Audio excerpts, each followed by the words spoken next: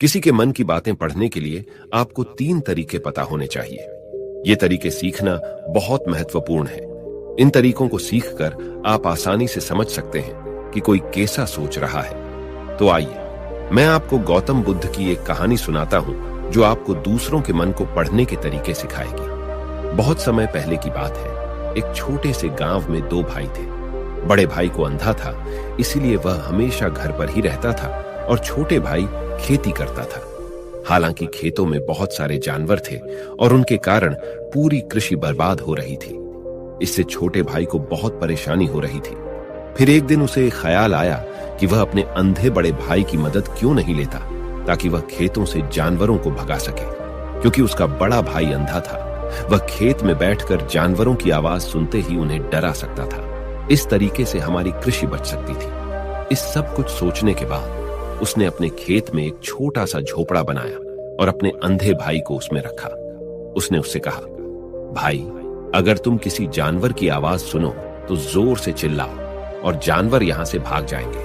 इससे हमारी फसलें बच जाएगी। बड़ा भाई अपने छोटे भाई के विचार से सहमत हो गया और खेत में बैठने लगा। जब कभी उसे किसी जानवर की आवाज सुनाई पड़ती, वह तुरंत जोर से चिल्लाने लगता और जानवरों को डरा कर भगा देता।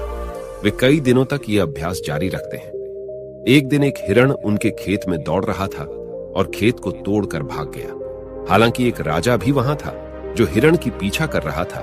राजा का ध्यान अंधे भाई पर गया और उनसे पूछा, क्या तुमने यहां एक हिरण देखा है? जवाब में अंधे भाई ने कहा, मैं अंधा हूं, मैं कैसे हिरण देख सकता हूं? पर मैं तुम्हें इतना बता सकता हूं कि मेरी खेत से जो जानवर भाग गया है वह आपकी पीछा करने लायक नहीं है।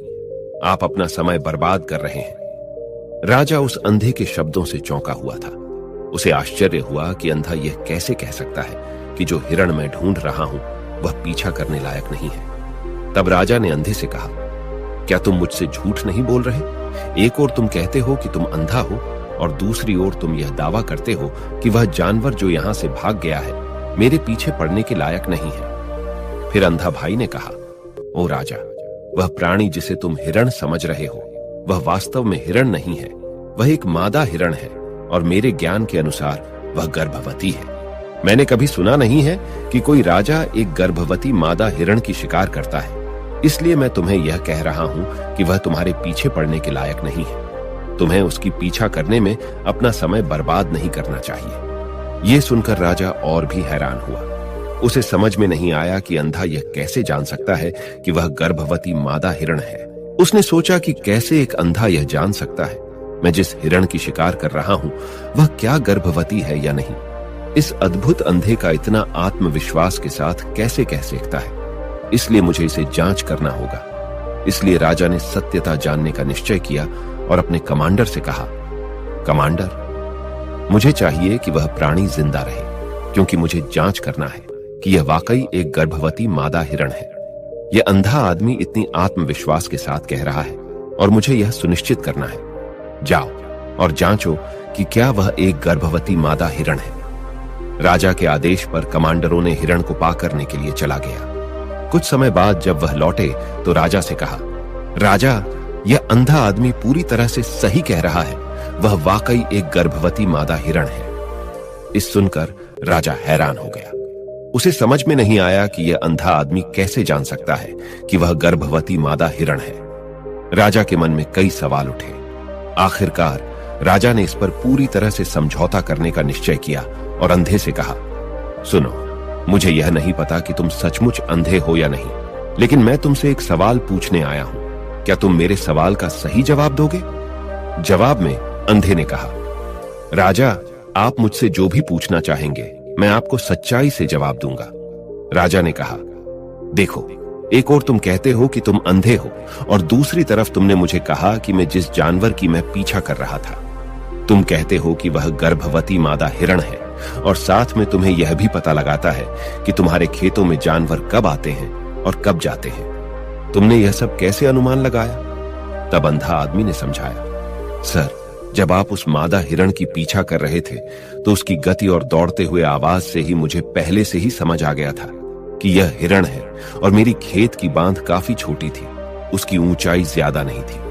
अगर यह सामान्य हिरण होती तो वह आसानी से उस बांध को पार कर सकती थी, लेकिन वह हिरण ने उस बांध को तोड़कर भाग लिया था, और यदि वह बांध पार करने की कोशिश करती तो उसके संतान को खतरा होता। इसलिए मुझे समझ में आ गया कि वह गर्भवती है। इस व्याख्या को सुनकर राजा अंधे के विशेष ज्ञान और कौशल को देखकर चौंके हुए हैं। वह समझता है कि यह व्यक्ति अंधा होने के बावजूद अनोखी जानकारी और क्षमताओं से संपन्न है। राजा इसका लाभ उठाने का निश्चय करता है और अंधे से एक और सवाल पूछता है। राजा कहते हैं, तुम बुद्धिमान हो और तुम्हारी कई बातों की गहरी समझ लगती है।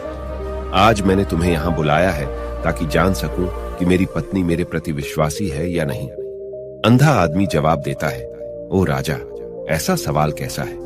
आपका विवाह कई सालों से चल रहा है और अब आप ऐसी बातें जानना चाहते हैं। ऐसे सवाल आपके मन में क्यों उत्पन्न हो रहे हैं? हालांकि राजा कहता है, तुम्हें इस सवाल का जवाब देना होगा। अगर तुम मुझे उत्तर नहीं दोगे तो मैं तुम्हें मृत्यु दंड से सजा दूंगा। राजा की धमकी सुनकर अंधा कहता है, बहुत अच्छा, मैं तुम्हें तुम्हारे सवाल का जवाब दूंगा। ओ राजा, अगर तुम इस सवाल का जवाब चाहते हो तो तुम्हें मेरी एक सेवा करनी होगी। राजा पूछता है, मुझे बताओ, मुझे क्या करना होगा? व्यक्ति जवाब देता है, उसके लिए तुम्हें अपनी पत्नी को मेरे साथ एक कमरे में अकेले छोड़ देना होगा। यह सुनते ही राजा पहले तो गुस्सा होता है, लेकिन कुछ समय सोचने के बाद वह उस व्यक्ति की बात मानता है और अपनी पत्नी को उसके साथ एक कमरे में भेजने का आदेश देता है। कमांडर उस पर क्रियान्वयन करता है और अंधे आदमी और रानी को एक कमरे में अकेले छोड़ देता है। उस समय अंधा अपनी बात कहते हैं, मुझे तुम्हें छूना है। यह सुनते ही रानी बहुत गुस्से से भरी हो जाती है और अंधे को पीटने लगती है, कभी हाथों से तो कभी पैरों से और कभी पूरी ताकत से। वह उसे बेहद बेरहमी से पीटती है। बाद में किसी तरह अंधा अपनी जान बचा लेता है और राजा के पास जाता है। उसने राजा से कहा, ओ राजा, आपकी पत्नी विश्वासी नहीं है। इस सुनते ही राजा बहुत गुस्से से भरकर अपनी तलवार निकालता है और सीधे अपनी पत्नी के पास जाता है। उसने उससे गुस्से में कहा, रानी, आज मैं तुमसे एक सवाल पूछूंगा और तुम्हें सच्चाई से जवाब देना होगा। अगर तुमने झूठा बोला तो मैं तुम्हारा सर तुरंत अलग कर दूंगा। फिर उसने पूछा, मुझसे कहो, क्या तुम विश्वासी हो या नहीं? इस पर रानी ने कहा, ओ राजा, तुम मुझे मार दो, लेकिन मैं विश्वासी नहीं हूं। राजा बहुत खुश हुआ क्योंकि वह सब कुछ जो अंधे ने कहा था वह पूरी तरह से सच था। इस सुनते ही राजा तत्काल अंधे के पास जाता है और पूछता है, तुमने कैसे जान लिया कि मेरी पत्नी विश्वासी नहीं है? अंधा उत्तर देता है, ओ राजा, यह काफी सरल है। मैंने आपकी पत्नी से कहा कि मैं उसे छूना चाहता हूं और वह इतनी रोष में आ गई कि मुझे मारने लगी। वफादार औरत कैसे किसी अन्य पुरुष को छू सकती है? जब मैंने उससे कहा कि मैं उसे छूना चाहता हूं, वह मुझे इनकार कर सकती थी, लेकिन उसने मुझे मारना शुरू कर दिया और उस प्रक्रिया में उसने मेरे पूरे शरीर को छुआ। अब तुम मुझसे बताओ, इस प्रकार की औरत विश्वासी कैसे हो सकती है? राजा कहता है, तुम बहुत बुद्धिमान हो। ठीक है, तो चलो आगे बढ़ते हैं। उसके बाद वह जोर से कहता है, एक और सवाल का सही जवाब दो और मैं तुम्हें यहां से जाने दूंगा। राजा फिर पूछता है, मुझे बताओ, क्या मैं सचमुच मेरे पिता का बेटा हूं या किसी और का? इस पर अंधा आदमी उत्तर देता है, ओ राजा, इससे तुम्हारा क्या लेना देना है? चाहे आपके माता पिता कौन हो, आप इस राज्य के राजा हो, तो इस सवाल को छोड़ दो। लेकिन राजा जिद करता है, नहीं नहीं, मुझे इस सवाल का सटीक जवाब चाहिए, वरना यह सवाल मुझे हमेशा परेशान करेगा। इसलिए मैं सच्चाई जानना चाहता हूं। अगर तुम सही जवाब दोगे तो मैं तुम्हें यहां से जाने दूंगा। अंधा आदमी उत्तर देता है, ओ राजा, मेरे लिए इस सवाल का उत्तर देने के लिए तुम्हें अपनी मां के पास जाने की कोई आवश्यकता नहीं है। मैं अभी बता सकता हूं कि तुम किसके बच्चे हो, लेकिन उससे पहले मैं चाहता हूं कि तुम मुझसे वादा करो कि तुम मुझसे गुस्सा नहीं करोगे। राजा कहता है, हां, मैं वादा करता हूं कि मैं गुस्सा नहीं करूंगा। फिर अंधा आदमी जवाब देता है, ओ राजा, मैं तुम्हें बताने की आवश्यकता नहीं है कि तुम सचमुच अपने पिता के बच्चे हो। मैं तुम्हें अब बता दूं कि तुम मेरे स्वामी, राजा और परमेश्वर के पुत्र हो। मैं वादा करता हूं कि मैं आपसे गुस्सा नहीं होऊंगा। फिर अंधा राजा से कहता है, तुम सचमुच अपने पिता के बच्चे हो, लेकिन तुम एक कंजूस व्यापारी की छाया में भी हो। यह सुनते ही राजा बहुत खुश हो जाता है और तत्काल अपनी मां के पास जा जाता है। उससे कहता है, मां, कृपया मुझे सच बताओ, क्या मैं सचमुच अपने पिता का बच्चा हूं या किसी अन्य का? अगर तुम मुझे सच नहीं बताओगी तो मैं यहां ही अपनी जान दे दूंगा। मुझे सच बताओ क्या है। राजा की मां कहती है, पुत्र, तुम सचमुच अपने पिता का बच्चा है, लेकिन तुम एक कंजूस व्यापारी की छाया में भी हो। जब मैं नहाकर अपनी आवश्यकता अनुसार देख रही थी तो मैंने तुम्हारी ऊपर कंजूस व्यापारी की छाया देखी। ये सुनते ही राजा बहुत खुश हो जाता है और तत्काल ही अंधे के पास लौटता है। उससे पूछता है, तुमने कैसे जान लिया कि मेरी ऊपर कंजूस व्यापारी की छाया थी? अंधा जवाब देता है, ओ राजा, आप मुझसे कई सवाल पूछते हैं और मैंने सभी के सही उत्तर दिए हैं। अगर आप कोई अन्य राजा होते तो मैंने अब तक कई पुरस्कार प्राप्त कर लिए होते, लेकिन आपने मुझे कुछ नहीं दिया। मैंने अब तक एक भी पैसा नहीं लिया है। इसी से मैंने अनुमान लगाया कि आप बहुत कंजूस हैं। यह सुनकर राजा हंसते हुए कहता है, जो भी तुम मांगोगे मैं जरूर दूंगा, लेकिन मुझे बताओ, तुम कैसे जान लेते हो क्या सही है और क्या गलत, और तुम इतने सटीक और निष्कलंक उत्तर कैसे दे सकते हो? अंधा आदमी कहता है, ओ राजा, मैं प्राकृतिक रूप से अंधा हूं। अगर मेरी आंखें होती तो मैं किसी के विचारों को आसानी से समझ सकता। मन का अपनी भाषा होती है और इस भाषा को किसी के शरीर की क्रियाओं में देखकर समझा जा सकता है। व्यक्ति की आंखों, होंठों, काम करने के तरीके और उनकी गतिविधियों को देखकर हम समझ सकते हैं कि उसके मन में क्या चल रहा है। इस पर आधारित हम किसी की विचारों को जान सकते हैं। लेकिन मैं अंधा हूं, इसलिए मुझे क्रियाओं के माध्यम से जानना पड़ता है। अगर मुझे कुछ जानना होता है तो मैं अगले व्यक्ति को कार्य सौंपना पड़ता है। देखना होगा कि वह कैसे काम करता है और उसके आधार पर मैं समझ सकता हूं कि उसके मन में क्या चल रहा है। इस सुनते हुए राजा पूछता है, क्या इसका मतलब है कि मैं भी किसी के विचारों को जान सकता हूं? इस पर अंधा आदमी कहता है, बिल्कुल, आप भी किसी के विचारों को समझ सकते हैं, लेकिन उसके लिए आपको पहले अपनी आत्मा पर काम करना पड़ेगा, और वह काम है अपनी मानसिकता को शांत करना, अपनी मानसिकता को वर्तमान में लाना। इसके लिए आज मैं आपको 3 तरीके बताऊंगा, और ये 3 तरीके बहुत ही सरल और आसान हैं। लेकिन राजा, इससे पहले आपको एक चीज करनी होगी, अपनी मानसिकता को संकेंद्रित करें। हम जब अपनी मानसिकता को संकेंद्रित करते हैं तब हम दूसरों के विचारों को समझ सकते हैं, क्योंकि वह व्यक्ति वर्तमान में सोच रहा है, और हमें भी अपनी मानसिकता को वर्तमान में लाना होगा, तभी हम उनके विचारों को समझ सकते हैं। अगर हम पिछली घटनाओं के बारे में सोच रहे हैं तो हमें यह कैसे पता चलेगा कि दूसरा व्यक्ति वर्तमान में क्या सोच रहा है, क्योंकि हम पिछली घटनाओं में लिपटे हुए हैं। तो किसी के विचारों को जानने के लिए सबसे पहले हमें अपनी मानसिकता को संकेंद्रित करना होगा और उसे वर्तमान में लाना होगा। उसके बाद यह व्यक्ति राजा से कहता है, राजा, मैं जरूर 3 तरीकों को बताऊंगा जिनसे आप किसी के विचारों को आसानी से समझ सकते हैं। इसके बाद अंधा राजा से कहता है, राजा, पहला तरीका है आंखों पर ध्यान देना। किसी से बात करते समय सबसे महत्वपूर्ण यह है कि हम उसकी आंखों में देखें, क्योंकि आंखें बोलती नहीं, लेकिन वह बहुत कुछ कहती हैं। अगर हम उस व्यक्ति की आंखों में के संकेतों को समझना सीख जाते हैं तो हम जान सकते हैं कि उनके मन में क्या चल रहा है, वह क्या सोच रहे हैं और वह क्या करने वाले हैं। मेरी अपनी आंखें नहीं हैं, लेकिन मैंने यह कौशल प्रिय गौतम बुद्ध से कई साल पहले सीखा था। वह मेरे शिक्षक और मार्गदर्शक थे। उस समय मेरी आंखें थीं और मैं सिर्फ उनकी आंखों के माध्यम से लोगों के विचारों को समझ सकता था। इसीलिए अगर आप भी दूसरों के विचार जानना चाहते हैं तो आपको उनकी आंखों पर ध्यान केंद्रित करना चाहिए, जैसे कि उनकी निगाह, वह कहां देख रहे हैं और किस दिशा में है।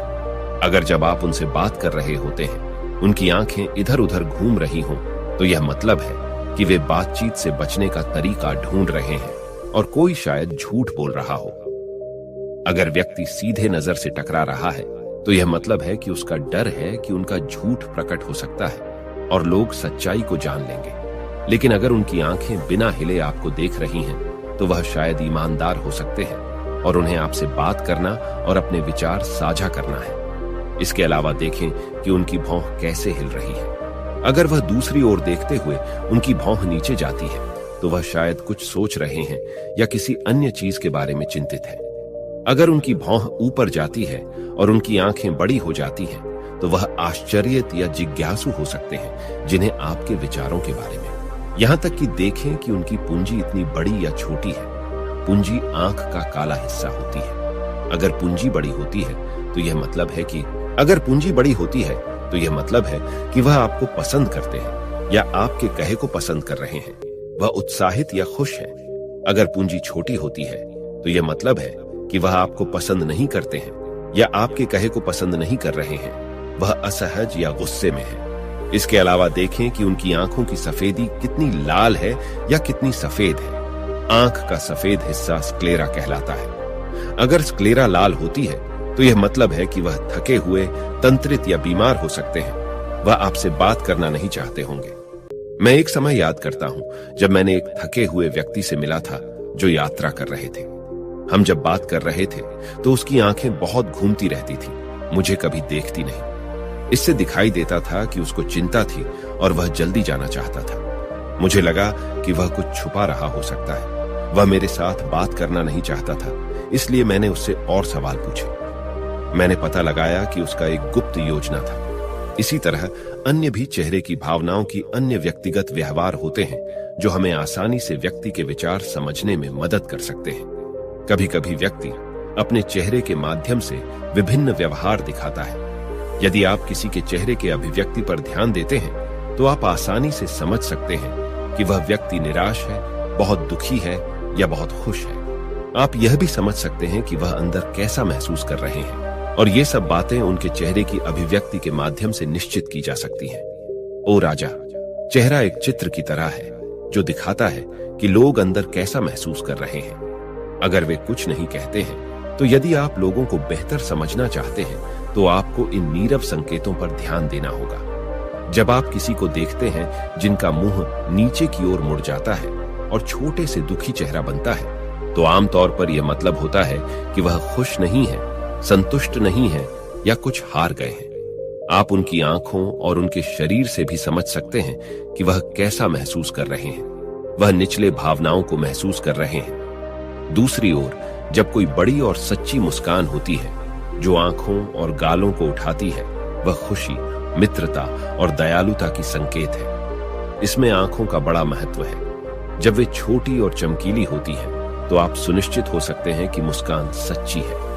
देखें किसी व्यक्ति की भ्रूणी की जगह जहां त्वचा गहरी होती है और ढीली होती है, जब यह गहरी और तंग होती है तो यह अक्सर मतलब होता है कि वे उलझे हुए हैं, महसूस कर रहे हैं, कुछ कठिन या नई चीज को समझने की कोशिश कर रहे हैं। रुख का तरीका मुंह हमें बहुत कुछ बता सकता है। एक मुंह जो बंद और संकुचित हो, यह मतलब हो सकता है कि वह सहमत नहीं है, किसी चीज से संतुष्ट नहीं है या बातचीत करना नहीं चाहते। लेकिन एक मुंह जो खुला और आराम से हो, यह मतलब होता है कि वह खुले मन से बातचीत करने के लिए तैयार है। जब आप चेहरे की इन संकेतों को देखने और समझने में महारथी हैं, तो आप यह जान सकते हैं कि लोग किस बारे में सोच रहे हैं और कैसा महसूस कर रहे हैं। चाहे वह अपनी भावनाएं बाहर कहें या चुप रहें, उनके चेहरे से हर बात साफ हो जाएगी। इसलिए कोई व्यक्ति जैसे भी अपने शब्दों से बोलता हो, आप उनके चेहरे से सब कुछ समझ सकते हैं। मैं आपको एक कहानी सुनाऊं। एक बार मैंने एक दुखी व्यक्ति से मिला जो मेरी मदद के लिए आया, लेकिन वह ऐसा व्यवहार कर रहे थे कि उन्हें कोई परवाह नहीं। लेकिन मैंने उनकी माथे पर एक छोटी सी रेखा देखी, जिससे पता चला कि उनकी परेशानी थी। मैंने उनसे कहा कि मुझे अपनी समस्या बताएं, और उन्होंने बता दी। इसके बाद उनको अच्छा लगा और मैंने उनकी मदद की। एक सच्ची मुस्कान आंखों को भी खुश बनाती है। ये मतलब है कि वे खुश और दयालु हैं। एक उदासी मुंह की भौहें नीचे जाती हैं। इसका मतलब है कि वह चिंतित या उलझे हुए हैं। भौहें ऊपर जाती हैं जब वे हैरान या जिज्ञासु विचार रहे होते हैं, तो आप उनकी भावना को उनके चेहरे को देखकर समझ सकते हैं। आगे बढ़ते हुए व्यक्ति राजा से तीसरी मेथड के बारे में बताते हैं, कहते हुए, ओ राजा, एक और भाषा भी है जो है, वह है हाथों के इशारों और शरीर की भाषा की। किसी के विचारों को समझने के लिए हमें हाथों के इशारों और शरीर की भाषा को समझना चाहिए। जब कोई व्यक्ति बातचीत करता है तो आपने देखा होगा कि वह अपने हाथों को हर समय हिलाता रहता है, इशारे करता है। शब्दों के अलावा उनकी शरीर की भाषा भी बड़ी भूमिका निभाती है। वह क्या सोच रहा है, यह स्पष्ट करने में। ओ राजा, शरीर और हाथ बिना शब्दों के बहुत कुछ कह सकते हैं। यह शब्दों की तरह बातचीत का एक गुप्त तरीका है, जहां आप देख सकते हैं कि लोग क्या चाहते हैं और कैसा महसूस कर रहे हैं। वे छोटी छोटी चीजों से जो वे करते हैं। किसी को ध्यान से देखें जब वह आपसे बात करते समय अपने उंगलियां तेजी से टैप करता है। जब उंगलियां किसी चीज पर तेजी से आवाज करती हैं, तो यह मतलब हो सकता है कि वह बोर हो रहे हैं, जल्दी में हैं या बातचीत जल्दी समाप्त करना चाहते हैं। मैं एक वक्त स्मरण करता हूं जब मैंने एक व्यक्ति से मिला जो मुझसे कुछ बेचना चाहता था और वह यही इशारा करता था। मुझे पता चल गया था कि वह घबराया हुआ था, तो मैंने उससे बेहतर कीमत पर खरीदने को कहा और उसका हैराना हो गया। कभी कभी किसी को अपनी बाहुएं आपस में जोड़ते हुए देखना, यह मतलब हो सकता है कि वह आपसे या आपके कहने से संतुष्ट नहीं है। वह अपने विचारों को आपसे छुपा रहे हैं। इस तरह से अपनी बाहुएं जोड़ने का तरीका उनके विचारों और भावनाओं को दूसरों से सुरक्षित रखने की तरह है। इस चिन्ह को देखकर आप जब उनसे बात करें तो दयालु और सतर्क रह सकते हैं, ताकि वह आपसे अधिक संतुष्ट और खुले मन से मिल सके। कभी कभी किसी व्यक्ति को आपस में झुकते हुए देखना, यह मतलब हो सकता है कि वह आपसे या आपके कहने से रुचाना रखते हैं। वह आपकी बातों को ध्यान से सुन रहे हैं, जिससे वह आपसे रुचाना रखते हैं और जानना चाहते हैं। इस तरह से अपने शरीर को हिलाने का यह तरीका दिखाता है कि वह आपकी बातों को सुनना, सीखना और समझना चाहते हैं। मैंने एक बुद्धिमान शिक्षक से मिला था जो ऐसा करते थे। वह बहुत शांत थे, लेकिन वह दिलचस्पी से आगे झुकते रहते थे, जिससे यह प्रकट होता था कि उन्हें उस विषय के बारे में और जानना था। कभी कभी लोग जब आपसे बात करते समय अपने चेहरे को छूने की आदत डालते हैं, तो आपको पता चल सकता है कि वह किस बारे में सोच रहे हैं। यह अक्सर मतलब रखता है कि वे चिंतित हैं या सोचते हैं। यह सब छूने का तरीका दिखाते हैं कि उनके मन और दिल में क्या हो रहा है। दूसरों की शरीर और हाथों से सही से समझने के लिए आपको धैर्य रखना पड़ता है, सावधानी से देखना पड़ता है और उन बातों को सराहना करनी पड़ती है जो वे नहीं कहते। ये छोटी पर महत्वपूर्ण संकेत, जैसे कि एक शांत पुस्तक, आपको उन भावनाओं और विचारों को दिखाते हैं जो उनमें छुपे हुए हैं और आपको उनसे बेहतर जुड़ने में मदद करते हैं। अगर हम इन 3 तरीकों पर ध्यान देते हैं और उन्हें सही से समझते हैं, तो हम तेजी से पता लगा सकते हैं कि किसी के मन में क्या चल रहा है, वह हमारी बातों को कितनी ध्यान से सुन रहे हैं और उनके मन में क्या हो रहा है। लेकिन इससे पहले आपको अपने मन को ध्यान में लाना होगा और उसे वर्तमान में लाना होगा। तभी आप इन सभी क्रियाओं पर ध्यान दे सकते हैं, उन्हें समझ सकते हैं और महसूस कर सकते हैं कि उनके मन में क्या चल रहा है। अन्यथा अगर आप पूर्व घटनाओं या भविष्य के योजनाओं में प्रवृत्त हैं, तो आप कभी भी व्यक्ति की शरीर भाषा पर ध्यान नहीं देंगे।